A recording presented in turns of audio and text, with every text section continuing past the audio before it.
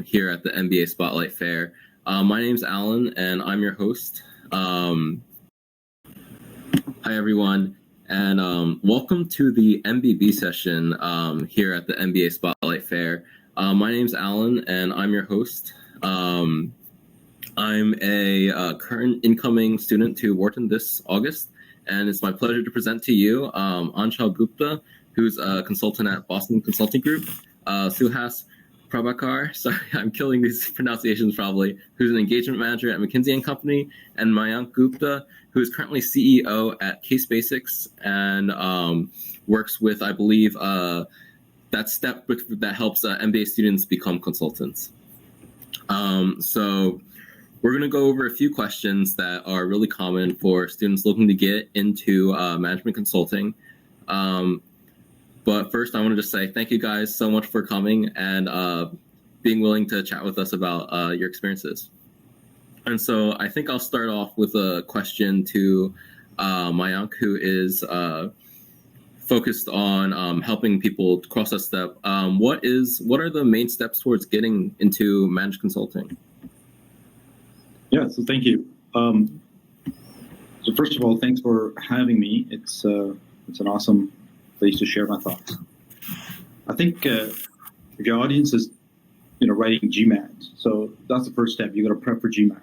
Then you got to actually write the GMAT, and then you have to apply to a university. So there's an application process. Then you get to an MBA, and then as soon as you get to an MBA, then you start deciding what career choices you want, and that's where you really start prepping for MBB, McKinsey, BCG, Bain.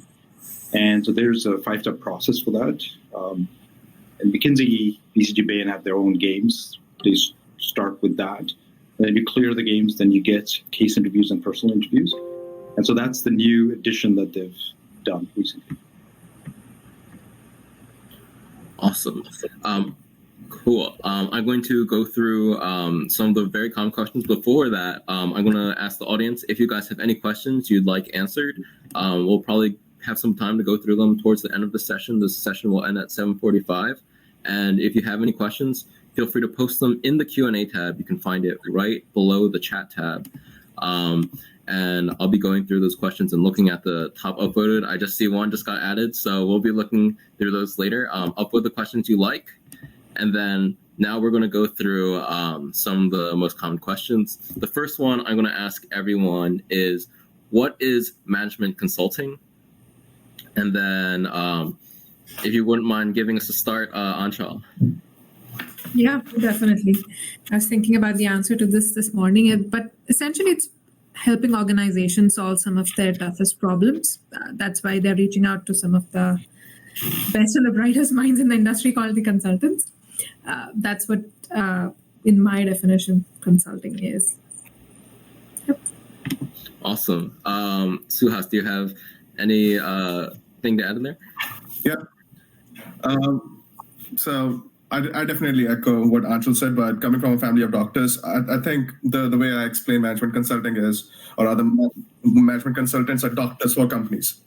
So think of, there are only 2 scenarios where you actually go and visit a doctor. Either you're hale and hearty, you go for regular annual checkups, or you go to a doctor when you're feeling sick. So exactly the same way, consultants are brought in by companies that are already doing well and want to further get better at doing well, number one. Or it could be the other way around, where your company is not doing well, either your top line or your bottom lines are not growing, and then you're kind of getting called in to help them figure out, okay, what is going on. So that to me is literally the essence of what management consultants do. Very cool. And then finally, Mayank, your thoughts? Yeah, I think to hit the nail on the head, I have a similar analogy. So companies are money-making machines. Really, there's profit and loss. And if something goes down, consultants come in to fix that machine. So not a very human-like experience that Suhas talked about. The other thing that I add is Suhas said, yeah, there's something's broken down or they want to explore. The third is competitive response. If something's going to happen, then they kind of want to know what they can do. That's kind of a piece that we covered. But yeah, pretty much what they said. Awesome.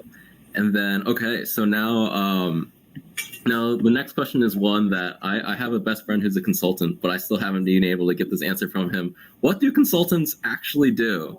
What are some of your key responsibilities and your daily tasks? And yeah, so Mayank, if you'd like to start us off. Oh, okay. So consultants solve problems that companies sometimes can't take on because they're very intelligent people, very good organizations, but they're very busy operationally, right? So you want to take this problem, give it to somebody else, outsource it, and then get an outside-in view. So you're not in the picture, you're outside the picture. You can talk more freely about what's going on. And also consultants have a worldwide view of what's going on in other industries. And in the same industries, what are the competitors doing in a very sanitized way? They could say, this is what the general trends are. There's a whole bunch of things that consultants do. I know a lot of people ask this question. It's kind of like a meme on Instagram. What do consultants really do? Consultants get paid a lot, and they do that on a consistent basis because they solve problems that nobody else can solve. Otherwise, commerce, you don't need to pay people, right? Like, we don't have horses for a reason. You don't need them. So, those are just jokes, I would say. Consultants serve a very important need, especially management consultants, especially McKinsey, BCG, Bain. They do some sort of work that I don't think any of the other firms can do. Awesome. Suhas, your thoughts on the topic? Absolutely right there, Mayank. The only couple of pieces I'll add is, yes, we consultants do get paid a lot, but we do come in as an unbiased party to, let's say, if you're a C-suite executive trying to say, okay, hey, should I go into this new market or should I just focus on this existing market? I know you have a board of directors to reply to. Then what you do is it's easier, relatively speaking, to bring an outside-in third party to actually do an independent analysis of, hey, this person who's the CEO has this mindset. It's going to work across A, B, C scenarios versus this is not going to work for X, Y, Z scenarios. So we consultants come in and kind of have those difficult conversations that C-suite executives would not either be able to conduct on their own, or you just cannot have an unbiased opinion when you are an internal employee of that company. Awesome. And finally, Anshul, if you have any additional thoughts. I think I have a much lower, more granular version of thinking about what my day was literally today. So I think of us as coming in as thought partners to these companies, right? So just if I think about my day, earlier we are brainstorming about what the problem is that we're trying to solve internally, then figuring out how do we push this out or explain it to clients. How does it make sense to them? What's the impact that we are creating? So we are doing some sorts of data analysis and number crunching for them. We're getting market insights for them. Like, why does it make sense for them to be doing these things? So a couple of different categories of things that we end up doing in a day, starting from problem solving. What are we really trying to do? How do we do it in the most effective, efficient way? How do we create the most impact for them? Like, what is it that we are creating for them in terms of numbers? And then finally, just managing those stakeholders in terms of clients. There are multiple levels to it. So just thinking through how to manage different levels, how to speak what they would want to hear and be able to push them as well. I think that's in summary of what I can think of my day has been. Awesome. Okay. Very cool. Very interesting. Great. Now, for people looking to get into management consulting, such as myself, what kinds of skills and qualifications are particularly important to get success in this field? And this time, Suhas, if you wouldn't mind starting us off. Sure. We consultants love 3s and 5s, so I'll start with a 3-pointer answer to this question. Number one, I think you need to be open to solving ambiguous problems for your clients. What that would mean is, hey, it's as simple as, okay, should I be going into this market? It's an open-ended question, but how do you understand, okay, what does that even mean from the client context is absolutely important. So you need to be able to kind of put your hand up and say, okay, I'm going to take this ambiguous problem and break it down into sizable, manageable chunks. That's number one. Number two, you should be willing to let go of your ego a bit, because at the end of the day, you are working with extremely talented, extremely intelligent folks around you, both within your own companies as well as the clients that you'll be serving. So have a little bit of humility. Having that level of humility goes an extremely long way for you to be a successful management consultant. And thirdly, you need to be able to ramp up quickly over the course of a journey as a management consultant, because you would be asked to work on, let's say, an operational transformation, for example, on in a couple of months. Then you might be asked to, okay, hey, can you work on this technology sector focused company on their IPO strategy? Or, hey, there is this company in India that is completely distressed or not doing well. Can you help them figure out their growth strategy going forward? So you need to be having those three mindsets to be a successful consultant. Awesome. Anshul, do you have anything to add to that? No, I think very spot on. Have that eagerness to learn, always be hungry to learn more. I think that's an attitude that keeps you going. Having a thick skin, because this is a very feedback heavy culture, something that I'm experiencing day in and day out. So not taking things to heart and really having that thick skin and wanting to grow out of it. And then being confident in communicating your point across, right? You have reached a point because of certain reasons. You have certain skills and you can go further. So just having that confidence and being able to communicate your point across, even though there will be times when you will feel I don't know anything in the room, and maybe I'm the most dumbest person here, but still just finding that voice, I think, helps me. Yeah. I have heard I have my friend get staff on a project. He's like, no, I need to learn so much about hydrogen energy now. And he's like, I know nothing about it. Thanks so much for that answer. Mayank, finally, I think your company basically is a lot about this step, right? Could I ask about your thoughts on this topic? Yeah, so I think very tactically, I'll tell you, one is if you want to solve cases and you're going to crack cases, right? Let's say you have an MBA, you've learned everything. You've got 2 years of knowledge. You're going to cram it down into 30-minute cases. And I know people go to case competitions and all that, but that's a 3-hour answer. They're looking for 30-minute answers, and then back-to-back 30-minute answer, and round 2 is 30 minutes. So specifically, we deal with 6 modules. So that's case opening, structuring, problem solving, data analysis, speed math, and brainstorming. These are 6 modules that test again and again and again.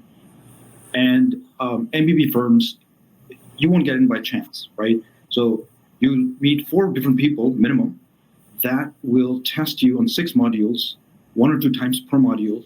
So they'll get a very good sample set across 4 different people across the firm. So you have to nail down those modules really, really well. The other one is hypotheses driven. Something that Suhas mentioned is so much ambiguity. People don't understand where it's going. So if you can build a hypothesis very quickly and then build conditions that hypothesis will be true, that's basically a structure, and then kind of drive the case forward. The third thing is P&L. It's extremely important in business to understand at least a P&L, if not a balance sheet and cash flow. In a 30-minute case, you need to know what a P&L is. I would say you got to talk math, think math, talk P&L very, very fluently at a very high level. That's what gets you the offer. Everyone's intelligent at your level, right? Like if you get into Kellogg, M7, T15, everybody's intelligent. The point then comes to, can you cram it down in 30 minutes and demonstrate 4 times in a row? Then you get the offer. And then I think what these guys talked about staying in the firm, that is definitely true. But getting the offer is a very specific task. It's like preparing for the GMAT, right? You go very specifically, you have a strategy to figure out things. So that's what we help with. I see. Very cool. Very cool.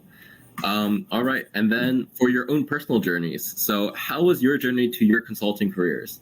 And how have you prepared yourself, maybe in your early career and or in business school? And then I'll start with Anshul. How was your journey? So definitely was not a thought to be in consulting in my early years. I'm a computer science grad. I worked in financial services, so love that industry. But realized at some point that I was more interested in driving those business decisions rather than being a computer scientist. Data scientist was developing some of the solutions. Was brought, like management consulting came as an option, came to do an MBA in the States. And I think the journey is definitely not a sail through, easy walkthrough. I won't lie about it. It has its days, it has its times when I'm like, why am I doing this? Why am I putting myself through it? But I think it's a very intellectually challenging job, and that's what kept me going to try it. Most of our business schools do help us get through these. Like they have your career development centers, you have your peer coaches that prepare you all since literally the day you enter the college of how do you do your resumes, how do you prep, how do you do structuring, and everything around it. So I think that's been very, very helpful for me from a preparation perspective. And then, yeah, just got lucky and got here. Awesome. It scares me a little as I go through this process, start going through this process, but thank you. I guess, Mayank, could I ask you about your experience next? Yeah, so my experience was I was managing Shell's P&L. That was $28 billion. So it was a team of people, with 2 or 3 people managing it. And then you saw all of the business in Canada converge into one Excel sheet, literally an Excel sheet. And that, to me, was like mind-blowing. I was like, wow, this is amazing. And there were like 2 assets that, added up to that dollar figure. And then I think I started applying because I said I want to diversify into other industries and all that kind of stuff. So, yeah, like Anshul said, it's not easy preparation process, but I always tell everyone, get into consulting, at least prepare for it. Get into consulting, spend 2 years there minimum. I think a year in consulting is like 3 years in regular world, and you learn so much. You're pushed to the limit. Every project is the worst project ever. But then when I look back, thank God I did so much. I don't think I'll ever get to do it again. Right. So, yeah, that's my. It was a positive. We are not selling them hard on consulting managers. Yeah. No, we're just smiling, and I don't want to make it. It's challenging, but that's, as a human being, I feel that's my goal, is to become better version of myself. And I think consulting is perfect for that. It's a pressure cooker. Absolutely go through it, 100%. Awesome. I think I'm going to still apply, but I'll just be a little more scared while applying. Suhas, finally, what was your journey? Okay, it wasn't as doom and gloom as both of them have been saying. I actually also happened to be an engineer prior to my MBA. As an engineer, it was pretty much monotonous. Like, even though I rose through the ranks as well as had some P&L ownership, but there would come a point in time where I would literally go into my office and think, okay, this is not changing anything for me personally, professionally. So what next? And then the more I learned about consulting, the more I thought about, okay, what next? It clearly dawned upon me that I love numbers. I can make the numbers talk, but how do I make those numbers talk to me in terms of, okay, that I am the one making the decisions rather than someone else giving me their decisions to go and execute. So that led me to evaluating, okay, how can I bridge that gap between where I was versus breaking into consulting? And clearly MBA rose as a very good opportunity, because when you go through MBA recruiting for consulting, it's highly regimented.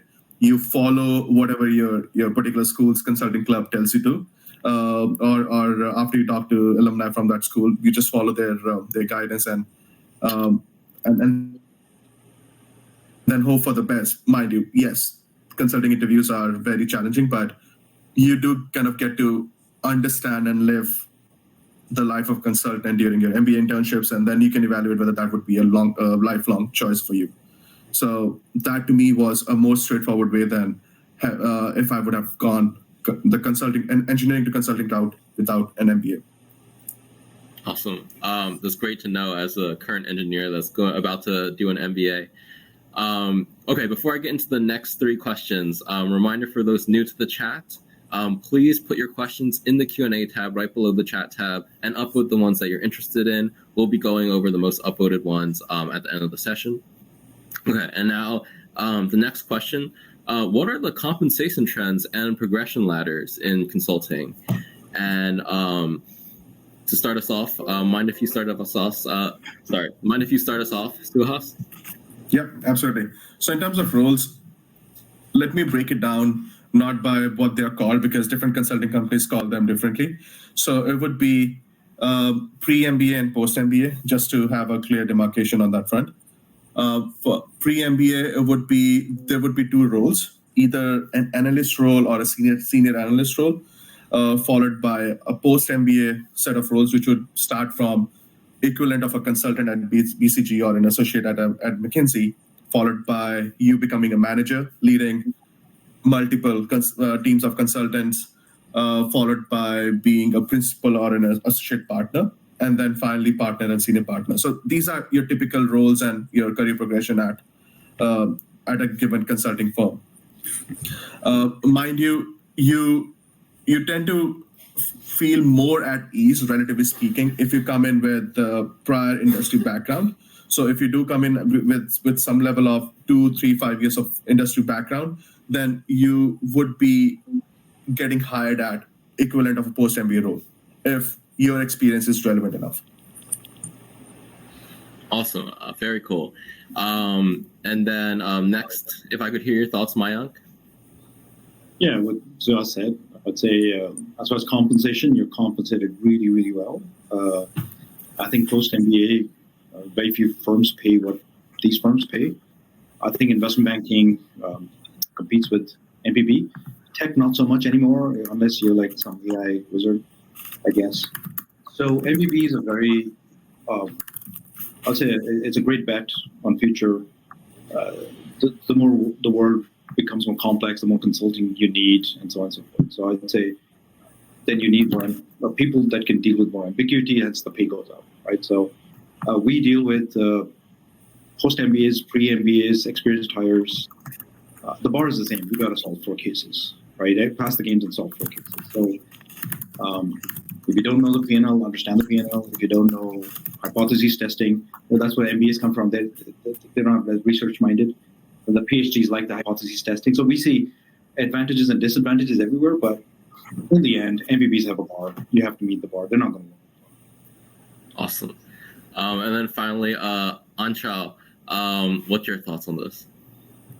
I don't know if I have anything much more, but I was seeing some questions about if MBA is the only way to get in. So that's absolutely, I think, not the case. It's one of the simpler ways to get it because it's very streamlined, and these firms already have connections to all of these schools, but they're the lateral hires all the time, and they are from other postgraduate programs, graduate programs, no matter what.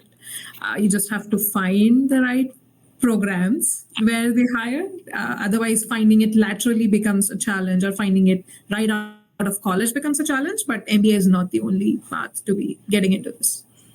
I will say my personal experience is I did try to apply to several jobs without the MBA program name behind me, and I got 0 response. I did not get sent a response email, whatever. I get into an MBA program, and then I send and then I do the pre-MBA program, and all of them are like, "Hey, what's up? Want to take McKinsey Solve?" So that's my personal experience. I don't know if Mayank, you have something to add to that. So yeah, the biggest channel is MBAs, right? They hire, I would say 80% of the people from MBAs and the top schools, obviously, in different countries like ISB and US and so on and so forth. But then they also have realized that sometimes non-MBAs have a different viewpoint, right? And they can get PhDs. And a lot of my friends were at BCG. There were a lot of PhDs that did terrific jobs at becoming partners and all that. There's undergrads, there's lawyers. So they, again, if you can solve problems, you can demonstrate you got a process to solve problems, they will hire you. The problem that they have is they don't get enough people, right? It's not the other way around. Yes, their business goes up and down. But like Saudi Arabia, they're going at 20, 30% per year. They can't send enough people there. And there's always going to be demand. And yeah, so the best bet is MBA. But it is an expensive option. Just keep that in mind. Sometimes we tell people, get an MBA offer and get them to pay for your MBA. That's a bit more creativity. You got to be a bit shameless on LinkedIn and just follow with everybody and get that interview. But people have done it. Awesome. Very interesting to know. And finally, Suhas, do you have any thoughts on if you don't have an MBA or don't want to go to business school, but you still would like to be a consultant? exactly what Mayank finishes his thought on by being shameless in terms of networking, because that would be such an important life skill to learn, which MBAs tend to actually give it to you because you have to network. But if you are if you're a hustler and you're open to having coffee chats with complete strangers every week, then you don't even need to go into an MBA for breaking into consulting. Sooner or later, you would end up going to a company that you want to. And mind you, MBBs are, yes, they are at the very top of the strata, but there are other consulting companies as well. So you need to figure out which consulting company fits for you, works for you, both in terms of personal and professional fit.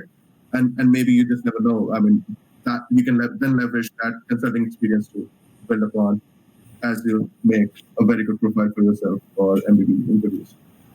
Awesome. That's super helpful. Tanvir, the answer is be very shameless. Okay. Now, finally, are there any emerging trends or technologies that are impacting negatively and positively the role of consultants? And for this one, I'll start with Anshul. Do you have any thoughts on this? Gen AI, 100%. You want to create slides, think about what content goes in, what kind of research you want to do. So I don't think it takes away the job of consultants, but it used the right way, it helps you work efficiently. Like you don't have to be doing all kinds of market research for that matter, and Gen AI can collate that information for you. One of the other things I was hearing was something around creating an internal context bank, right? So there are big cases that are running for years and years, and there's so much client context. How do you upskill somebody or ramp up somebody, right? Nobody has the time. So just using that internal chatbot engine from Gen AI to really be upskilling people, I thought that was really cool. So I think Gen AI definitely has many ways of getting plugged into this ecosystem and helping out. Awesome. Suhas, do you have any concepts to add to that? Yeah, a connected point would be industrial automation. So if you are a person from the broader manufacturing space, irrespective, whether that's life sciences or in real run-of-the-mill industrials or aviation or automotive, there is a massive emphasis on going digital, in particular doing complete automation, end-to-end supply chain automation to the extent that companies can. I think that would be another big piece of focus areas as clients evolve their digital journeys going forward. Awesome. Super cool. And finally, Mayank, what are your thoughts on this? Are there any technologies you're telling your clients to specifically prep and work into their interviews? Yeah, so in the past few years, what's changed is before you would go into MBB firms and they liked you, you give the resume and then you get a case interview. They've stepped away from that and put a little digital barrier in front, which is like, yeah, you talk to a recruiter, but you get a digital game, which is McKinsey has got 2 or 3 games, BCG has got 2, Bain has got an aptitude test. These are not games, actually. These are actual cases that you're getting, right? BCG has a chatbot, McKinsey has Red Rock. And so people, when they start their journey, they're like, oh, I applied. Oh, crap, I got a case. And then they don't know how to solve a case, and they've got a week to finish. So you got to plan up front. Like, you're going to MBA soon. Start ramping up right now in terms of prep. It just takes some time to kind of have that mental shift towards getting an MBB offer. That's why McKinsey's MBB firms are approaching MBAs right after they get their offer. They're trying to snap them up right away. Okay, so you got to start ramping up quickly, and we prep people before their MBA. Their MBB prep is done because the games have to be done. And then McKinsey is looking at, or BCG Bain, they're looking at, is this person higher potential than the other person? The other thing that I'd say is, I think this trend's going to continue. Games are going to come in. All the consulting firms are going to include games because they just don't want to spend so much time in recruiting. And if you miss that game out, maybe not true for MBA, but non-MBAs, if you miss that game, that's a 1-year wait before you can reapply. So that's just, you're sitting on the bench for no reason. Generally, that's what we have seen. These are brand new at this point. They're trying to get their percentiles figured out. I know they're saying, hey, don't take it seriously and all that stuff. And we warned all of our clients, all the universities, all the consulting clubs, these are coming. I think the most forward ones just adopted the games right off the bat.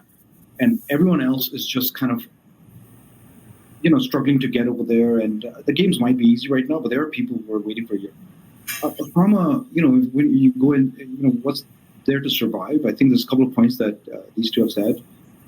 I would say there's no positive and negative in a consulting world. It's just opportunity, right? Like that's how consultants think. There's always money to be made. There's always new opportunities. The world will always keep changing. Look at Saudi Arabia. Like MBB firms have millions of dollars of contract, and they're bringing that country, modernizing that country. I think the fastest paced in history of mankind. That is great, right? Like, who saw that coming? So it's always opportunity. You should go into MBB if you can. Awesome. That's super cool. Okay. And then we're going to ask our panelists if there's anything else that they want to discuss and specifically tell all of our viewers. But before that, one more reminder to put your questions in the Q&A tab, upvote and downvote the ones that you want and don't want to see. And we'll be going over them after this question. And so the question is there anything that we didn't discuss that you think would be super helpful to these students or in their futures, maybe before consulting or during or after consulting? And then I'll start with Mayank here. Yeah, so case interview, right? Like if you get an MBA, you're doing cases all day long. It's generally business cases. You learn so many industries. I mean, eventually you either work in an industry or you live in a house that's built by like 50 industries, there's windows and all that kind of stuff. So understanding that is very important. The other thing is eventually casing is going to be a life. So when you exit MBB, it's cases. You're going to go to private equity, venture capital. Any high-paying job will be hypotheses-driven, right? So management consulting, private equity, VC, and all that kind of stuff. So understand casing. It's going to be your life for the rest of your life. And it's a lot of fun, so enjoy it. Awesome. That's super helpful for me. And then next, Anshul, is there anything that we didn't discuss that you think would be super helpful? I would say people should think about or understand that this is a high pressure yet high gains kind of job. As Mayank earlier said, do this for 2 years and you are ahead in so many ways. But also understand that this is not the only job, and also MBBs are not the only consulting firms. So keep your mind broaden, just the way we talk about business schools, right? Why do you really want to do it? Are you even intellectually challenged enough to put yourself through that pressure day on day? If yes, amazing platform to try out. If not, this is not the only job that's gonna make you happy, right? So really figure out, talk to people and get to know why would you want to do it? What is it in it for you? And I think then the journey becomes much easier. Awesome. Super helpful. Suhas, finally, your thoughts on this. Anything that we didn't discuss? Yeah, no, echoing what Anshul just said. I know this conversation was around MBB consulting, but everyone should think long and hard about why consulting, first of all, and why MBB in particular, because even within consulting, there are so many flavors of consulting. So there are other opportunities, other avenues that people should be looking at. And MBB is not be all end all. Yes, there is always going to be a brand for every single thing. There is always going to be one Apple, but there are other alternatives to Apple, right? So think of what are you solving for by going into consulting, by going into MBB, rather than just focusing shorter term of, okay, I just need to go into consulting. Because then having that broader frame of mind perspective will actually make you feel comfortable with the decision, whether or not you go into consulting and MBB after that is going to be my parting thought. Awesome. Super helpful. Cool. And now we're going to go through some of the audience questions. And so we're going to start with Sravojit. Sorry, I probably killed the pronunciation. And they ask, is it possible for candidates coming from a background, a family business, to pivot to MBB consulting post-MBA? If yes, how does the recruiting panel view such candidates? And does the lack of corporate exposure ultimately alleviate their chances? And to start us off, it looks like Suhas has comments here, so I'm going to start us off with Suhas. Yeah, good question. I would actually take it a step further at a higher level and say, are there any particular backgrounds that are more conducive to consulting? I would say no. Consulting actually Mayank had brought up this point that there's a wide diversity of people coming into consulting, and there's a reason for that, because clients have also realized that in consultants, they want a more holistic set of capabilities rather than someone who has only done operations in manufacturing, for example. That is why I've seen in my particular batch at Kellogg, there were a couple of folks who never had stepped into a corporate office, let alone doing a corporate job, and they made into MBB because they brought a very particular set of skills, and they were able to convince and show during their interviews how they will be leveraging whatever experiences that they have into real world client problems. Awesome. Anshul, do you have any thoughts on that? Or any of your coworkers from a family business? Not from family business, but like pharma related and many other postgraduate programs for that matter. So like completely echo Suhas's thought. There's no specific skill set that you can really say in terms of what would make a good consultant or what are they looking for. It's just your, I think, endurance and flexibility and attitude to learn and grow. I think that's what counts more. Yeah. Awesome. And then Mayank, any thoughts on this? Yeah, so I had a student from Harvard who was actually going to Harvard. His father had a family business that sold pots, like largest pot maker in the U.S.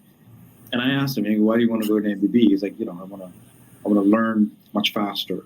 And so, so he got into MBB and he ended up going to clean tech and making airplanes and all that kind of stuff. So, again,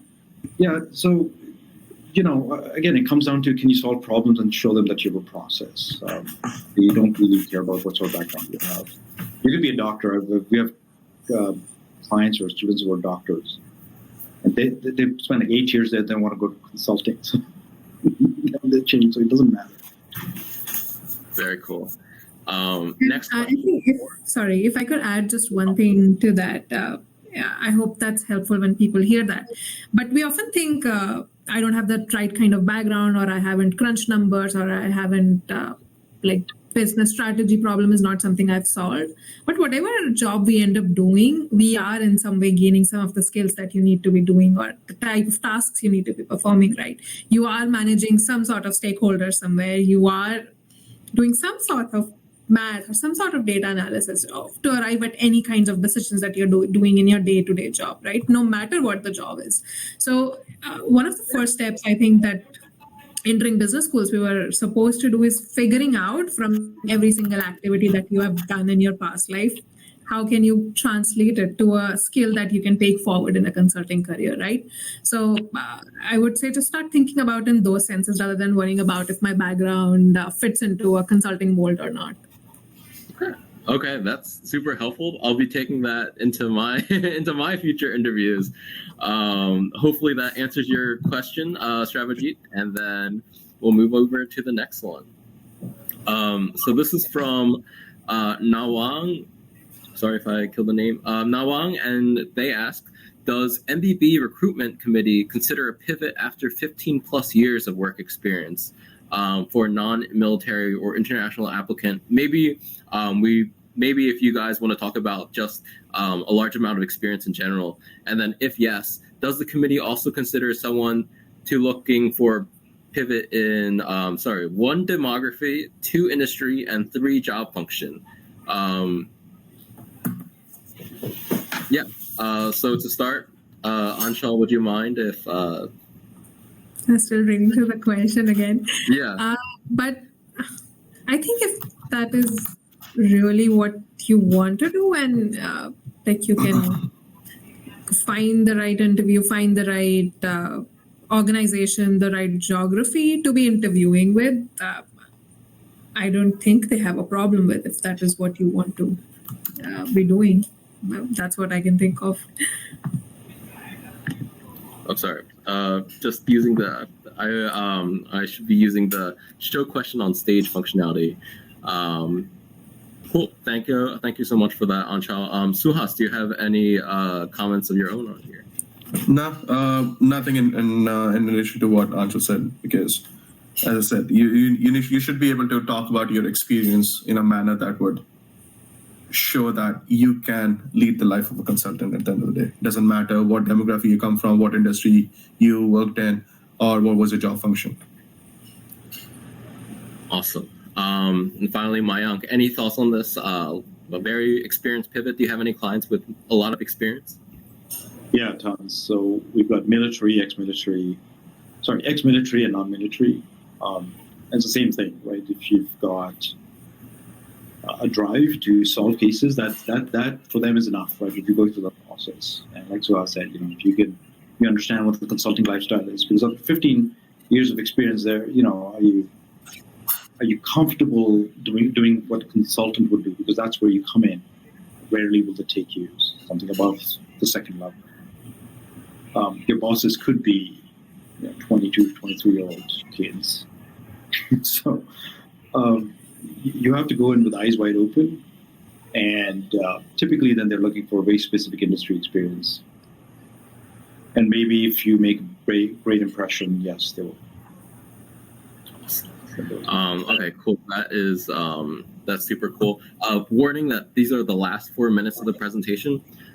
So we'll try to go through these last few questions. And so we have a question from Johnston, and they asked, is it possible for you guys to share about the up or out career structure and, what makes one likely to succeed at the higher positions, such as EM or Partner Plus across the firms you guys have worked at? And for that, Mayank, if you wouldn't mind starting us off, or let me share the question. Sorry, Mayank, if you wouldn't mind starting us off. Yeah. So, in the end, what they're trying to do is they have a pyramid, right? So people go up, and they have a few positions for partners, and so on and so forth. So they kind of filter it out. The other part is. A lot of people start getting opportunities early on, like clients will start poaching you or whatever it is. And so people are like, yeah, I want to try something different. And a lot of them just leave and start becoming entrepreneurs. Like YC has tons of ex-MBB. That's not right. Or they do a bunch of startups. Ex-MBB. I know BCG has this. BCG will just start jobs and anybody can apply to those jobs. I'm pretty sure McKinsey has one of them as well. So there's a lot of opportunities you get as soon as you're an MBB, and that'll be on the firm itself, on the client itself. So it depends on the individual and kind of the firm and what sort of lifestyle that they want. Very cool. Anshul, if you have any context, please. I think I don't have a lot of thoughts. Definitely, given my first year in this industry, still exploring and understanding what it means. But essentially, what they're trying to see is make sure you're learning at the pace and at the level they would want you to be. Otherwise, provide you options to explore out, branch out, because this is not the only career that exists, and sometimes might not be at the right time in your career as well. So I think it's just a way for them to keep in control, like the way Mayank said, the pyramid that they're trying to build, because there's only so much space, and then being able to say when somebody cannot or does not have the capacity at that moment to be performing at what they would want, provide a way out. That's how I would think about it. Awesome. And finally, Suhas, any thoughts on this subject? I just have one thing to add to that. It's a feedback intensive culture. I think Anshul had mentioned it earlier on the call. What that means is you need to separate, as a consultant, you need to separate feedback to not mean that you as a person is wrong at any given time if you're given very critical feedback, but rather the work that you had done was not up to the mark. Those are two very distinct things. What we people who come from industry don't realize is that in industry the feedback culture is different. Feedback is literally you end up taking it upon yourself. So people I've seen be successful at EM and above levels at these consulting companies have tried to keep those two things separate and focus on very tactical aspects of the feedback.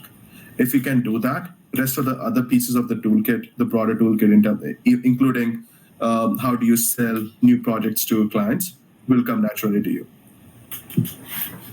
Awesome. Very cool. I think we have time okay, that's unfortunately our time.